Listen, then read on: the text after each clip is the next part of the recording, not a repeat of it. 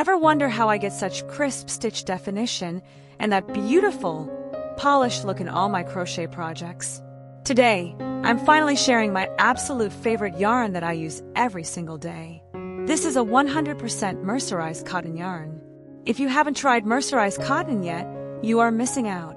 The mercerization process gives the fiber a gorgeous subtle sheen and makes it incredibly strong. It's a sport weight or fine category 2 yarn, which is the gold standard for high-quality crochet work. What I love most is that it doesn't split while you work.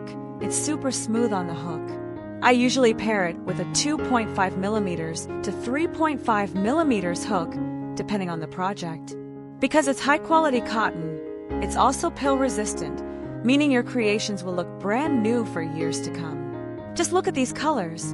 From vibrant bolds to soft pastels, the stitch clarity is unmatched.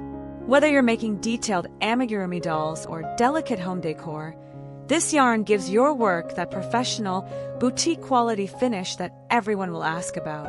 If you're ready to level up your crochet game, I've linked this exact yarn right here in the video for you. Tap the product link to grab your favorite colors, and let's get crafting. Happy crocheting, everyone!